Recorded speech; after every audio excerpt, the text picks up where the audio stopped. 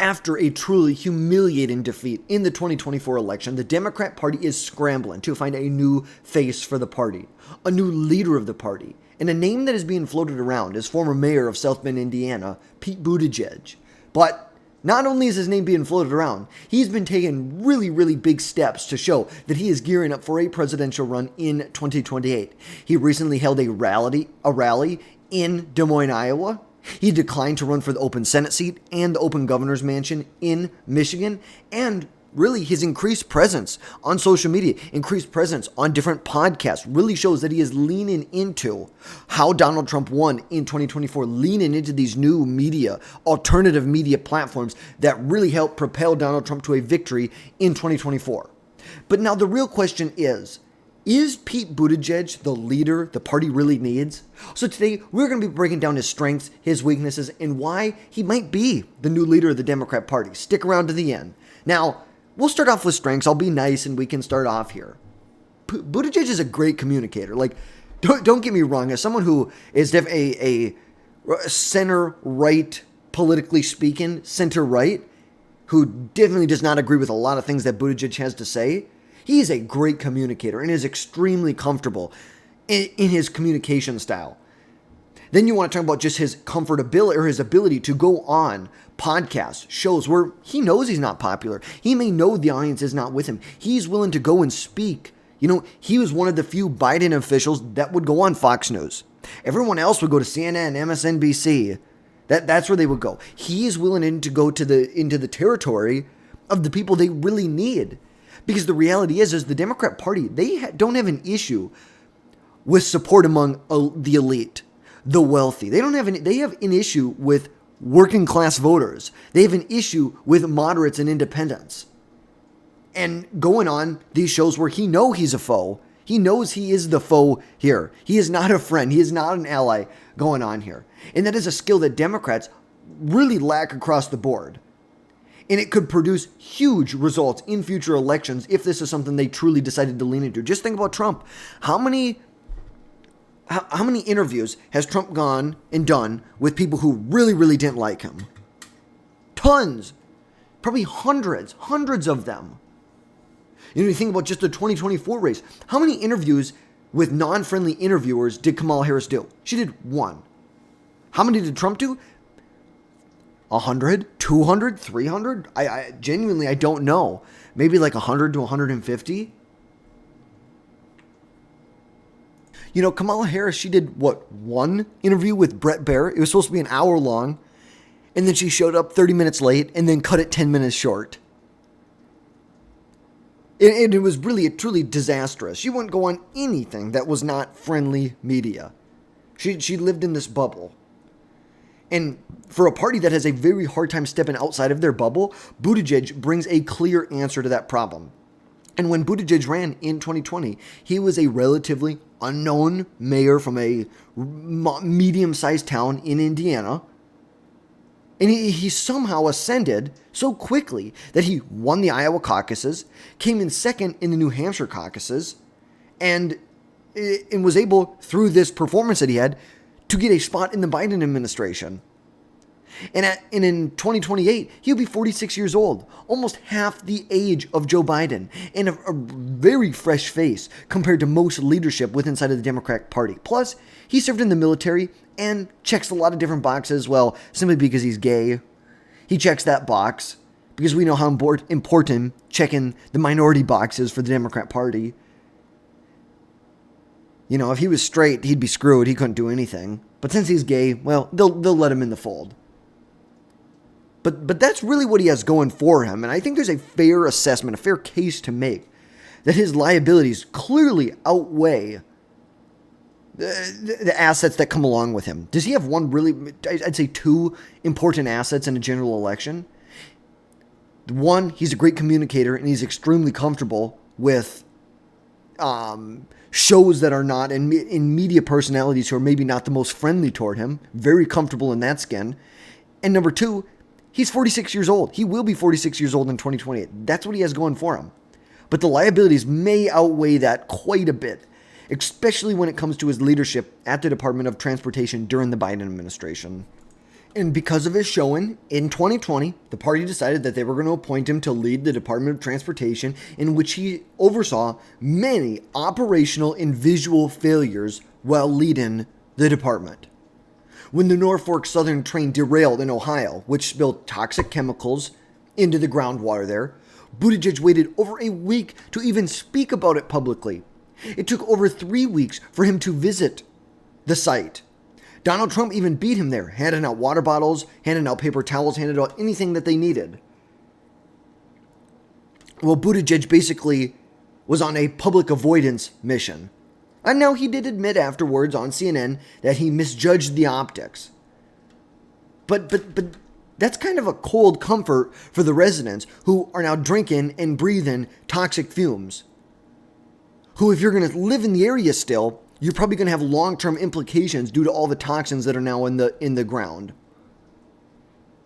And a Department of Transportation whistleblower claimed that resources were politicized, that they favored blue states, blue districts, blue counties over red states. Now, we don't have a ton of data. I think you can make the case with FEMA. We saw that happen during the hurricanes in 2024. There was a FEMA director who is specifically telling people that you are not to go to houses with Trump signs in the front. Do not go there. Do not give out disaster relief to them. It is a total mismanagement, total incompetence that this was allowed to happen. And then, of course, we know that Mayor Pete decided to, and if you didn't know, Mayor Pete's gay, box checked. Number 2, Mayor Pete decided to adopt some children while he was the lead in the department. So he decided in mid-August 2021 to go on maternity leave, which no one even knew that he was gone. Well, at the same time, ports clogged up, shelves were emptied. At the same time, Buttigieg took paternity leave for 2 months, going offline, completely offline. Even Democrats called it out as tone deaf. Leading a crisis from the nursery isn't leadership. You accepted this position understanding what the realities were. Imagine if Sean Duffy or J.D. Vance right now went on paternity leave for 2 months. Imagine that. Imagine how the Democrats would absolutely rip him to shreds. Imagine. But then you want to talk about his private jet hypocrisy. Buttigieg took over 18 taxpayer-funded private jet trips while preaching, or to preach, about climate action and biking to work. He sits here, tries to be, environmentally conscious, environmental friendly, everybody needs to have electric vehicles, get rid of natural gas. Well, he probably emitted in those 18 trips more carbon than I probably ever will in my life, than probably everyone in my family ever will in their lives, all combined. And it totally screams elitism. Rules for me, not for thee. I get different rules, you have to live by my rules. And that is something that voters absolutely hate. But these aren't just oopsies. They show that Buttigieg was more focused on his image than actually fixing problems. Plus, you want to add in his insane DEI makeover of the department. Buttigieg pumped over $1 billion into, quote, reconnecting communities to fix so-called racist highways that split minority neighborhoods. Take a listen to this. Take a listen to this. Or if an underpass was constructed such that a bus carrying mostly black and Puerto Rican kids to a beach, or there would have been, in New York was designed too low for it to pass by, that obviously reflects racism that went into those design choices. I don't think we have anything to lose by confronting that simple reality. And I think we have everything to gain by acknowledging it and then dealing with it, which is why the reconnecting communities, that $1 billion, is something we want to get to work. So this guy's trying to tell us about how, we have crumbling infrastructure all over the country, but we need to take a bridge that was constructed for racist reason. There was racist intent behind it. It was constructed 4 or 5 feet too low. Therefore, we need to remediate the entire situation. It's just kind of a joke. And this is the things that Americans hate. They hate these types of things. Buttigieg also reinstated an Obama-era hiring rule that favored minorities for the Department of Transportation projects, which pushed $1.6 billion into training programs for black and Hispanic workers. Meanwhile, completely ignoring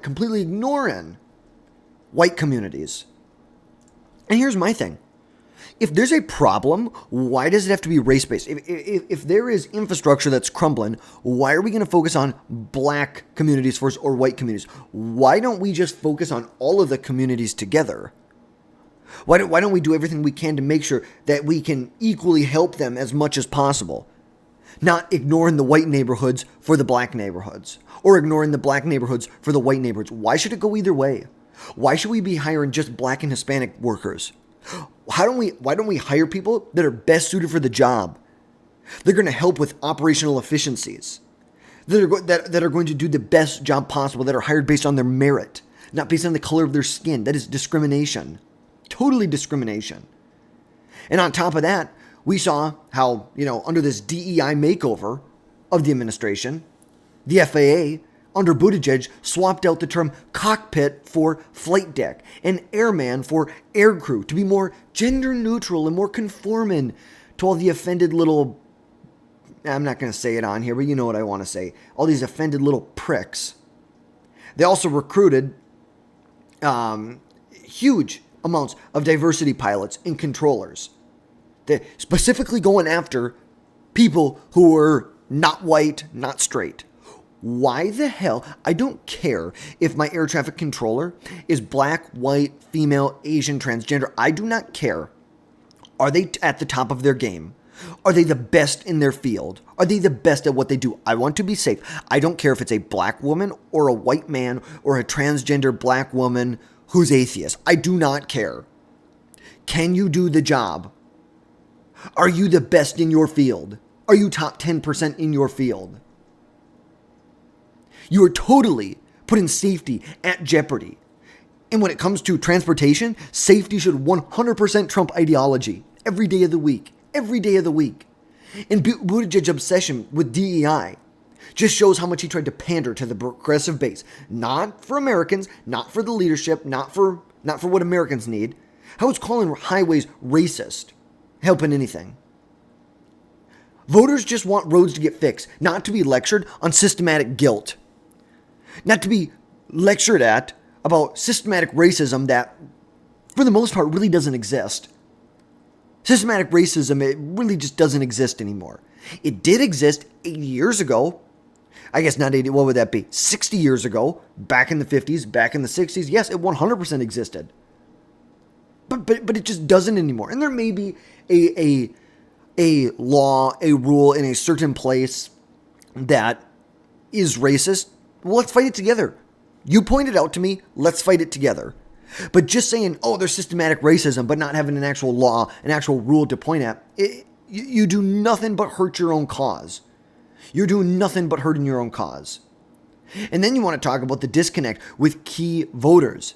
Buttigieg completely bombed with African Americans in 2020. He had multiple polls out of South Carolina that showed he had zero, goose egg, 0% support in a South Carolina primary from African Americans. In his South Bend nature, marked by a police shooting, racial tensions, still haunts him, and his DEI push looks much more like damage control, not a genuine outreach to help underserved, underprivileged communities. And Hispanic and working class voters who swung to Trump in 2024 see him as an Ivy League elitist. That's the big issue with the Democrat Party, and that Buttigieg does not solve. This elitist mentality that they have. Buttigieg does nothing to solve that issue. His resume doesn't scream man of the people. His Harvard, Oxford, McKinsey resume, this little box that he was formed in, it just does not scream like how are you winning back working class voters? How are you winning back Hispanics? Two huge groups that your party messed with. How are you winning back young men? Now, granted, yes, did he go on some podcast? Absolutely. We're going to have to see what happens as it gets more and more into the actual swing of things in 2028, because there will be a very crowded field. It's very probable that you'll have Kamala Harris, Gretchen Whitmer, maybe Josh Shapiro, Gavin Newsom, all gunning for the nomination in 2028. And I think it's fair to say, like, we can criticize Buttigieg all we want, but we always have to keep it very relative. Like, it is relative to the other people in the party. It's relative to the other people who are actually going to run in 2028. And I just think that there are better candidates. I think even Whitmer would be a better candidate than Buttigieg. And ultimately, like, relatively speaking, Buttigieg is like a top tier candidate for the Democrat Party. Like, don't get me wrong here. He's got a lot of liabilities in a general election. But if you're looking at a primary, he is definitely a top caliber candidate. Overall, if you're just looking at Buttigieg in a vacuum, he's got a lot of issues. But if you're looking at him relative, because life is a game of relativity, it simply is. It's all relative to all the other leaders of the Democrat Party. And I think he's still a top tier candidate when it comes to this. And really the biggest thing that is really starting to come out now is the baggage that comes from working with inside the Biden administration. Just take a listen to this. Listen to Chuck Todd for a second. Not just undermine Biden. In many ways, I think this Biden book is only going to not just undermine Biden, but I think make it toxic for anybody that worked for Biden. Because then it becomes, where were you? How did you participate in the cover-up? Pete Buttigieg, this may mean something for you. You know, you were a cabinet secretary. Are you going to now tell us, yeah, I didn't have much interaction with him? Well, then why didn't you say something? I had a cabinet secretary tell me that. They had no interaction with him and wondered about that. I had that off the record. After Biden quit, I've since shared it with people. I'm still not going to share who the cabinet secretary was because that's not I'm trying, I believe in keeping your word as a journalist, and it was an off the record as far as it being told to me. And I think it's up to that person to decide whether to speak out or not. But I think it's a question, anybody who worked directly for Biden. So Gina Raimondo, if she thinks about running for president, Pete Buttigieg, all of these cabinet secretaries are now going to have to answer for all of this. And I do wonder if it's going to make anybody that touches Biden persona non grata, not just anybody directly in the Biden. Chuck Todd's got a pretty solid point right here. Buttigieg was a Biden loyalist. Buttigieg is tied forever to an unpopular administration, inflation, border issues, the 2024 loss, and simply the fact that when did you know that Biden, okay, now we know Biden has metastatic prostate cancer, stage 9 on the Gleason score, which does not develop overnight. That can take up to a decade. How long? When did you know? When did anybody know? I think that's going to be the litmus test for the Democrat Party going forward. When did you know? When did you know Joe Biden was in mental decline? Because once prostate cancer spreads to your bones, it can spread to your brain. That could explain a lot of what's going on right now. It really could. But all in all, when it comes to Buttigieg, he's a lightweight in a party that is craving heavyweights. But ultimately, everyone else in the Democrat Party is a lightweight too. So it's kind of relative. Relatively speaking, he's kind of one of the more heavyweights. He's young. He's a good talker. He's willing to go on media. He's willing to engage with personalities, media personalities that are not friendly towards him. And ultimately, yes, do I think that a lot of what he has to say is just recycled progressive talking points? And I think there's a lot of Republicans who look at him for the scandals, the DEI, the elitism. They really make him a Republican dream opponent. But ultimately, I do think he is someone who could win back some ground from Donald Trump, from where the election victories were here. I do see that. I don't know if J.D. Vance, if J.D. Vance or DeSantis was the nominee in 2028, would they be able to hold these same margins in the swing states here? You know, I bet you he could definitely close this gap in Wisconsin. This could be a race that even Buttigieg won in 2028. And it's going to depend a lot on what happens with the Trump administration over the next number of years. But ultimately, I think that he could be a formidable candidate against a Republican opponent. I really do. And I know there's going to be a lot of people in the Republican Party who disagree with me. But I do. If we're looking at a Democrat, you know, you want to talk about 2028. Want to talk about the presidential election? Okay, what do we have here? Okay, Buttigieg, Rahm Emanuel.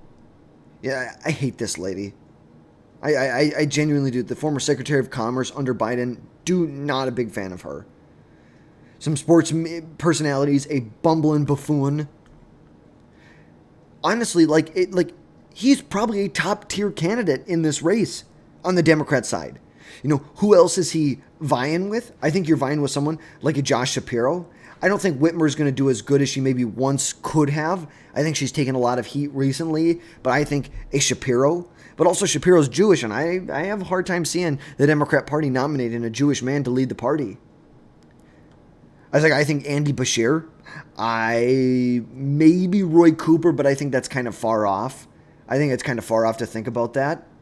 I think, honestly, Dean Phillips. I'm not the biggest fan of Dean Phillips from a, more of a right-leaning perspective, but ultimately for a Democrat, this would be like a dream come true. I think he could win.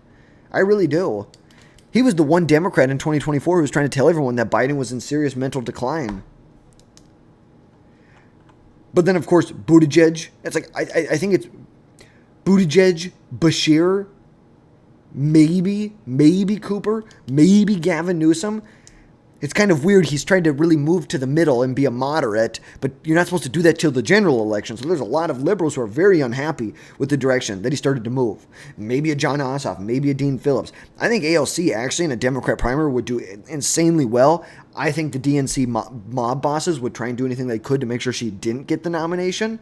But ultimately, I think she would do very, very good, and so would Josh Shapiro. But he's Jewish, and that's a whole complex that you have to deal with right there. So ultimately, I think Buttigieg would put up a formidable challenge against a Republican opponent in 2028. And so that is going to wrap things up for today, folks. As always, drop down below, hit that subscribe button, and make sure you never miss another video from us again in the future. And you may ask why. Why should you subscribe to the channel? I like to consider myself a common sense conservative. I am definitely a center-right, politically speaking. That is where my political views line up with. I'm not here to be full Trump all the time, 100% with Trump or 100% against Trump. I am here to call balls and strikes. When we see a policy that makes sense, we're gonna, no matter who's supporting it, we're gonna support it. If we see something that the Democrats are doing that we like, we're gonna talk about it. If we see something Republicans that we don't like, we're gonna talk about it. We're going to call it for what it is. That's someone you're looking for. You need to find someone who's not going to just blow smoke up your butt. Someone who's not controlled by a big billionaire running a media company. I'm an independent journalist. I'm completely self-funded. I own another business completely self-funded in everything I do here. We have no one else telling us what we're going to report on. We're going to report on what we want to report on, what we think it really should be at the front of people's minds. But so if you resonate with that, that's why I'd ask you, drop down below, hit that subscribe button, and really the best way to support us is to watch our videos. YouTube, that's what they care about. They care if you watch, how long do you watch a video? It's called the average view duration. The longer the average person watches my videos, the more it's going to get pushed out to people. It's just as simple as that. So if that's something you're looking for, hit that subscribe button, watch our videos. We greatly appreciate it, and we will catch you next time, folks.